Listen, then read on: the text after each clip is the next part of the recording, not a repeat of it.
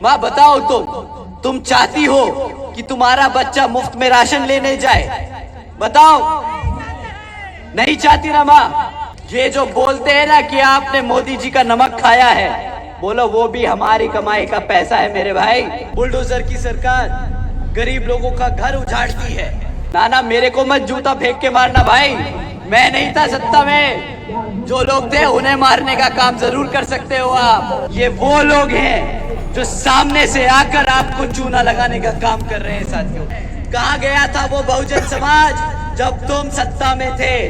ये वही सरकार है जो आज आपके सामने भीख मांग रही है वोटों के लिए। बहन जी मानती हैं बाबा साहब ने जो कहा था कि शिक्षा वो शेरनी का दूध है, जो पिएगा वो दहाड़ेगा। बहन जी का मॉडल किसी एक जाति और धर्म के लिए नहीं, यहाँ बल्कि सर्व समाज में से हर जरूरतमंद लोगों के लिए।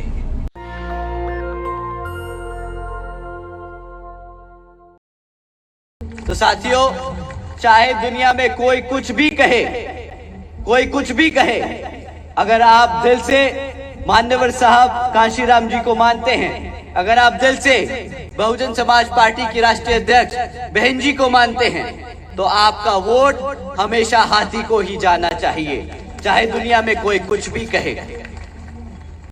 साथियों, ये बहरूपीय किस्म किस्म की बात करते हैं। ये कहते हैं कि हाथी किताबों के बोझ में दब रहा है, परंतु साथियों हकीकत कुछ और है। आप जानते हैं ना कि आप लोगों की वजह से, आप लोगों के 10-10, 20-20 रुपए चंदे देने की वजह से ये पार्टी चलती है, ये मूवमेंट चलता है। बताइए, आप मानते हैं कि नहीं मानते? साथियों, जो ये लोग बोलते हैं कि हाथी किताबों के बोझ में दब रहा है, तो उनसे आपको एक सवाल करना होगा। आप उनसे पूछिएगा कि भाई अभी इलेक्टोरल बॉन्ड्स के बारे में खबर आई थी, उनमें कितनी पार्टियों को चंदा मिला धरना सेठों से, और कौन सी एक लौती पार्टी थी जिसको किसी भी धरना सेठ से कोई चंदा नहीं मिला? आपको आपका जवाब मिल जाएगा।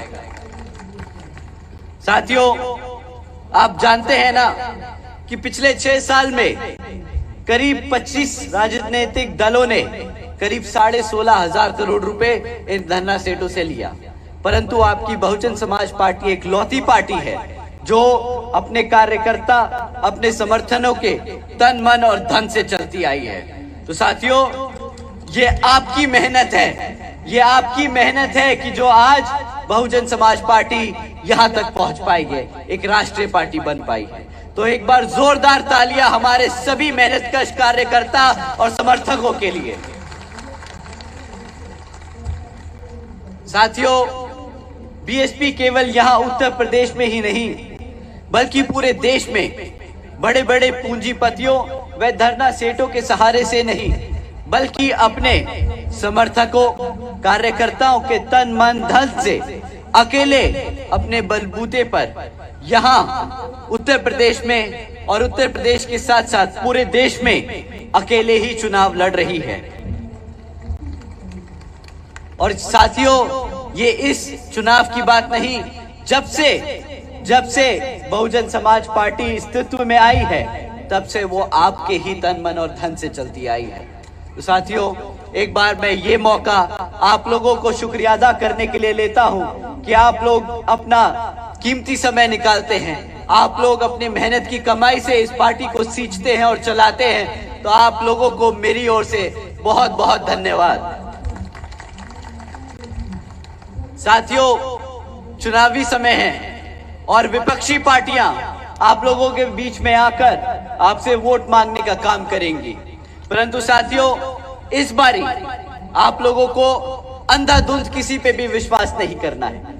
इस बारी आप हर पार्टी से उसके शासनकाल के समय का रिकॉर्ड मांगिए कि अगर भाजपा है तो पिछले 10 साल से वो सत्ता में रही, तो उसने पिछले 10 सालों में हमारे समाज के लिए क्या काम किए, आपको ये रिकॉर्ड मांगना होगा। विपक्षी पार्टियां और भी विभिन्न पार्टियां आएंगी, कांग्रेस आएगी, समाजवादी आएगी, परंतु इस बारी रिकॉर्ड के बेसिस पे आप लोगों को वोट करना है। साथियों, अगर भाजपा की बात करें तो हमारे को सिर्फ 3 मुद्दे उठाने हैं। आपको 3 मुद्दों पे उनसे सवाल करना है।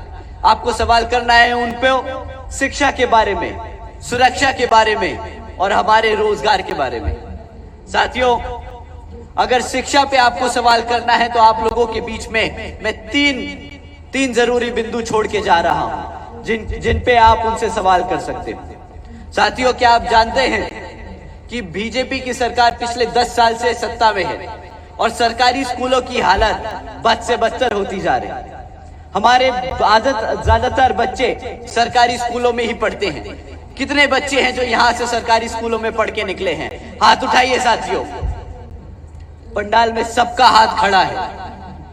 साथियों, आप जानते हैं जब आप लोग पढ़ रहे थे तो बहन जी का शासनकाल था और उत्तर प्रदेश में सरकारी स्कूलों पर खास ध्यान दिया गया था।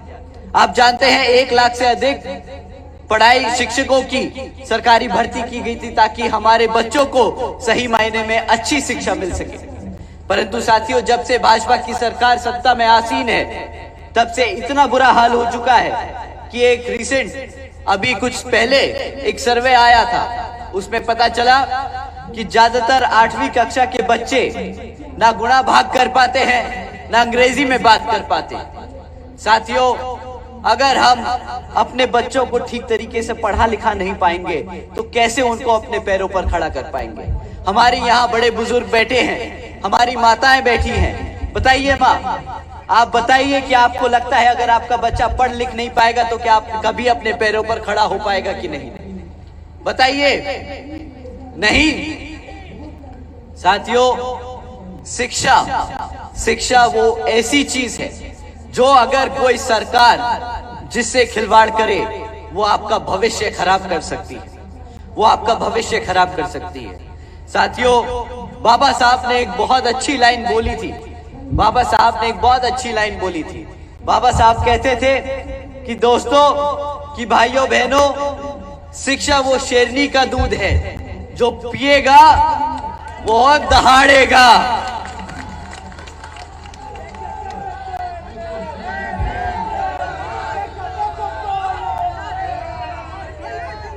साथियों, ये लोग आपके बच्चों को शेर बनने से रोकते हैं।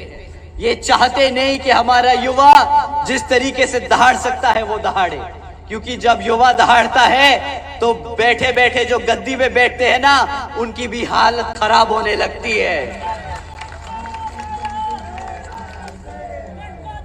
शिक्षा के मामले में साथियों, ये लोग आपके बच्चों को प्राइमरी स्कूल से कमजोर करते हैं और अगर किसी तरह हमारे युवा बच्चे पढ़ लिख कर ग्रेजुएट बन जाएं, 12वीं पास कर लें, तो उनके लिए नौकरी के अवसर नहीं।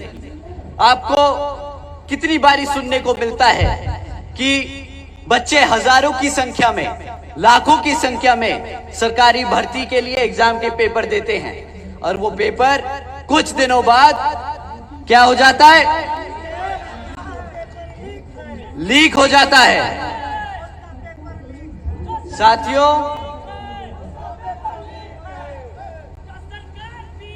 सरकार वीक नहीं होती है पेपर लीक करने के मामले में, ये गलतफहमी है। सरकार की मंशा है कि वो तुम्हें कभी रोजगार दे ही ना। गलतफहमी मत पालना कि वो कमजोर है, वो बहुत शातिर है, तुम्हें कभी मजबूत नहीं होना देना चाहते। साथियों, तुम्हें कभी अपने पैरों पर नहीं खड़े होना देना चाहते। साथियों, पेपर लीक की खबरें बहुत आम हैं। हर आए महीने कोई ना कोई पेपर लीक होता है और इन्हें बहाना मिल जाता है तुम्हें ना रोजगार देने का। साथियों, ऐसा नहीं कि रोजगार नहीं है, बहुत सारी सेंट्रल गवर्नमेंट में जॉब्स खाली पड़ी हैं, बहुत सारी पद खाली पड़े हैं। क्या आप जानते हैं भाजपा के शासनकाल में आज की डेट में सेंटर में 50 लाख से ज्यादा पद खाली पड़े हैं। भाजपा की जहां जहां सरकारें चल रही हैं, अगर वो चाहे कल ही वो सारी पद भर सकती हैं, सारे पद भर सकती है और आप सबको रोजगार दे सकती है। परंतु उसकी नीयत नहीं है कि बहुजन समाज अपने पैरों पर खड़ा हो जाए, अपने आप कमाए और इनका मुफ्त का राशन को लात मार के बाहर भर कर सके। साथियों, ये आपको जिंदगी भर कमजोर रखना चाहते हैं।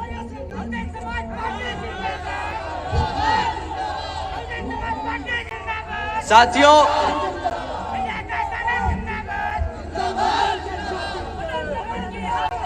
साथियों साथियों आप जानते हैं हमारे बड़े बुजुर्ग ये बहुत बखूबी से समझते होंगे कि रोजगार और शिक्षा की क्या अहमियत है। मैं जानता हूं कि आप लोग भी समझते हैं कि रोजगार का क्या मतलब है आपके लिए। लोग क्या बोलते हैं कि भाई हम मुफ्त में राशन देंगे और बड़े चौड़ से बोलते हैं, बड़ा खुश होके बोलते हैं, कहते हैं कि भाई हमने 80 करोड़ जनता को मुफ्त में राशन दिया। आप मानते हैं कि मुफ्त में राशन कोई अच्छी बात है? कितने लोग बोलते हैं, यहाँ पे मेरी सभी माएँ बैठी हैं, माँ बताओ तुम चाहती हो कि तुम्हारा बच्चा मुफ्त में राशन लेने जाए? बताओ, नहीं चाहती ना माँ? तुम भी चाहती हो ना कि तुम्हारी औलाद अपने पैरों पर खड़े होकर अपने आप कमाकर अपने घर में आपके लिए अपनी कमाई, मेहनत की कमाई का खाना लेके आए? बताओ माँ। साथियों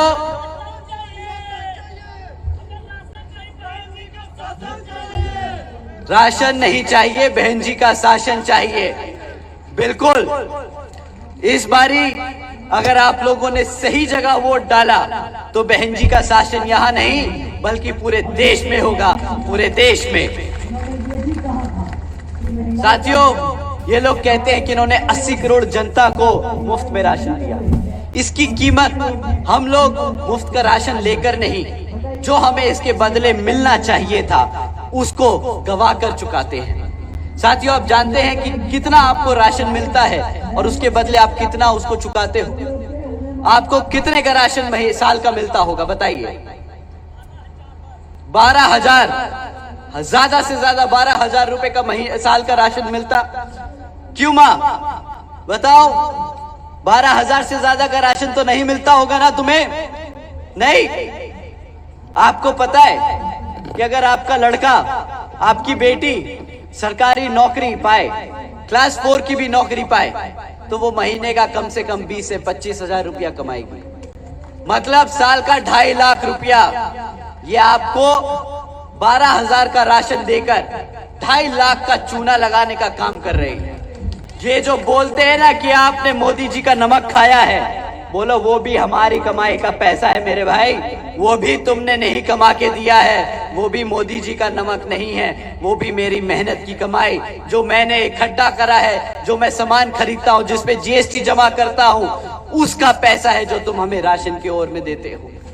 परंतु साथियों ये ब्लैकमेल करना कि हमने मोदी जी का नमक खाया है, आपने मोदी जी का नमक खाया और अब वोट की ओर से आपको चुकाना पड़ेगा। साथियों बोल दीजिएगा कि वो जो कहते हैं कि मोदी जी का नमक खाया है, जो थैले में वो राशन देते हैं ना, वही थैले में वो नमक और राशन भर के इन्हें वापस कर देना और बोलना हमारी बहन जी ने हमें किताब दी थी, हमें राशन नहीं दिया था, हमें रोजगार दिया था ताकि हम अपने पैरों पर खड़े हों, ना कि किसी और के सामने हाथ फैलाने का काम करे। साथियों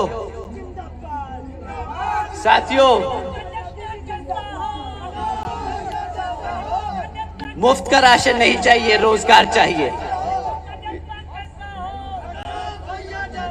साथियों इन्होंने आप लोगों को वादा किया था 2014 में कि सालाना 2 करोड़ नौकरी देंगे।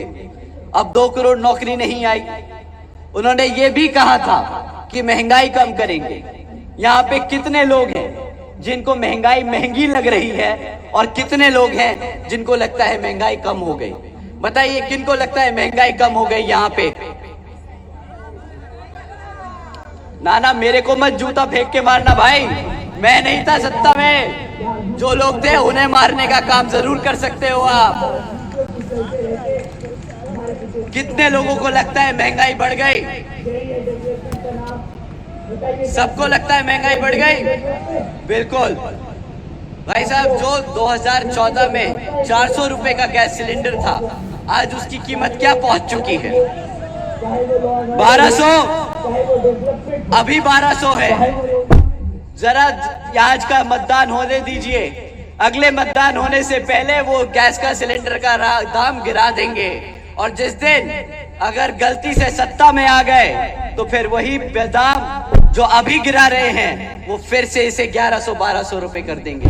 साथियों, ये वो लोग हैं जो सामने से आकर आपको चूना लगाने का काम कर रहे हैं। साथियों, इन लोगों की मीठी बातों में मत आना, इन लोगों की मीठी बातों में मत आना। साथियों, अभी कुछ दिन पहले बीजेपी के एक बड़े नेताजी ने बोला था कि भाई आप लोग यूपी की सरकार को बुलडोजर की सरकार कहकर बदनाम कर रहे हैं।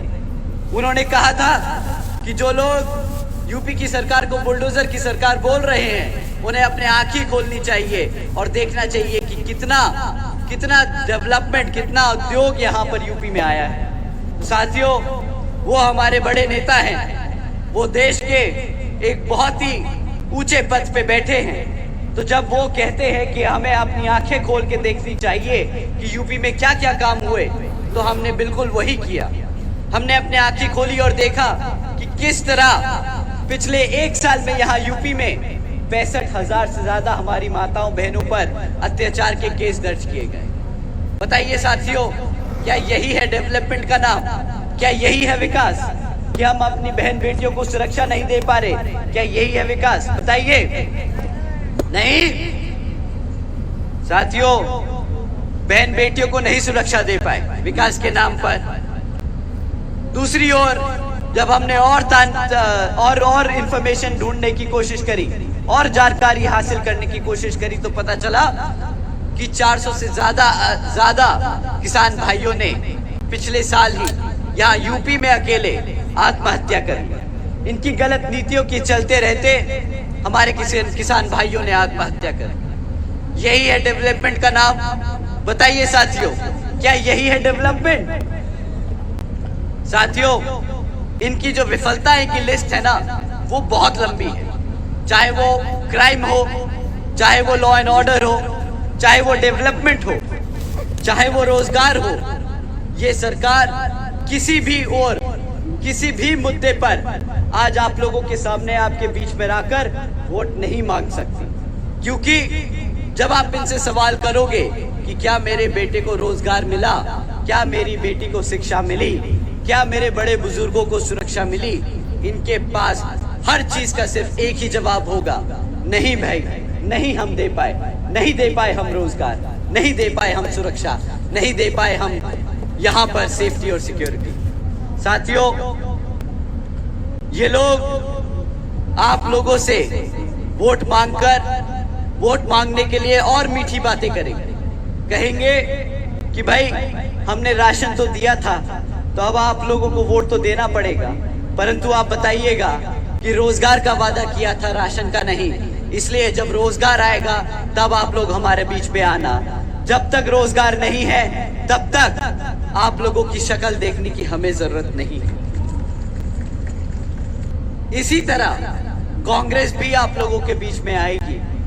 वो लोग आपके बीच में आकर आपसे वोट मांगने का काम करेंगे।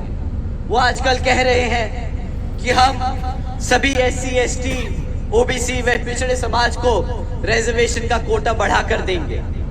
साथियों, बताइए किसने मंडल कमीशन की रिपोर्ट लागू कराने के लिए सरकार को मजबूर किया? भाई साहब, पूरे देश में पता होना चाहिए कि मंडल कमीशन की रिपोर्ट किसने लागू करी। बताइए किसने लागू करवाई? मान्यवर साहब काशीराम जी ने। और सत्ता में कौन था? VP सिंह की सरकार थी कि नहीं थी? जब उन्होंने मंडल कमीशन रिपोर्ट लागू करी, तो वो कौन सी पार्टी थी जिसने समर्थन वापस लिया था और VP सिंह की सरकार गिराई थी? भाजपा। अब आपको पता चल रहा है ना कौन कितना मानववादी सोच रखता है। वो आप लोगों को किसी भी स्तर तक आगे नहीं बढ़ने देना चाहते। साथियों, आप जानते हैं बाबा साहब को भारत रत्न की उपाधि दिलाने के लिए किसने मेहनत करी थी? मान्यवर साहब काशीराम जी ने, है ना, 1990 में। और मान्यवर साहब और बाबा साहब को गुजरे हुए कितना समय हो चुका था तब तक? तकरीबन 40 साल हो चुके थे। और 40 साल तक कौन सी सरकार सत्ता में थी? कौन सी सरकार सत्ता में थी? ये वही सरकार है जो आज आपके सामने भीख मांग रही है वोटों के लिए। साथियों, जब आज इनका अस्तित्व खतरे में है तो इन्हें बहुजन समाज की याद आ रही है, हमारे लोगों की याद आ रही है। कहाँ गया था वो बहुजन समाज जब तुम सत्ता में थे? कहाँ गया वो बहुजन समाज जब बाबा साहब डॉक्टर भीमराव अंबेडकर जी को भारत रत्न उपाधि देनी थी? बताइए साथियों। तो आपको लगता है कि कांग्रेस पार्टी को वोट बनता है? तो साथियों, अगर ये लोग भी आपके बीच में आए तो ये जो झंडा, हाथ वाला झंडा लेके आते हैं, वो उनके हाथ में थमाकर इन्हें बोलिएगा कि भाई ये उत्तर प्रदेश में आपके लिए कोई जगह नहीं, हमारी नेता हमारे साथ खड़ी है। बताइए साथियों, बात सही कि नहीं? साथियों, इतना ही नहीं, अगर मैं और समय इन लोगों की विफलता और इनकी कमजोरियों पे निकाल दूंगा तो आप लोगों को गर्मी कम नहीं लगेगी, आप लोगों को तकलीफ ज्यादा होगी। तो मैं आपको बहन जी के कार्यों के बारे में बताना चाहूंगा। आप लोगों को ज्यादा समय नहीं लेता क्योंकि आप बहुत देर से इंतजार कर रहे हैं। साथियों, बहन जी के मॉडल को हम बहन जी गवर्नेंस मॉडल कहते हैं, जिसके तहत बहन जी यहाँ जिस तरीके से देश में अपने सभी सर्व समाज के लोगों की मदद कर रही थी, उसी तरह अगर देश में आप लोगों ने बहन जी को प्रधानमंत्री बनाने का काम किया तो बहन जी पूरे देश में उन्हीं नीतियों के हिसाब से चलकर, उन्हीं नीतियों पे चलकर यहाँ सर्व समाज के सभी जरूरतमंद लोगों को यहाँ पर अपने पैरों पर खड़े करने की पूरी कोशिश करेंगी। साथियों, बहन जी ने महामाया गरीब बालिका आशीर्वाद योजना चलाई थी। इस योजना के तहत बहन जी ने देश में पहली बार अपनी गरीब बच्चियों को पैदा होने के वक्त ही 1-1 लाख रुपए देने का काम किया था। और साथियों, देश में पहली बार एक गरीब घर में एक बेटी लखपति पैदा हुई थी, बहन जी की देन से। साथियों, इतना ही नहीं, बल्कि बहन जी ने सावित्रीबाई फुले बालिका आशीर्वाद योजना भी चलाई थी, जिसके तहत बहन जी ने प्रदेश की हर एक बच्ची को 12वीं तक की शिक्षा मुफ्त कराने के लिए काम किया था।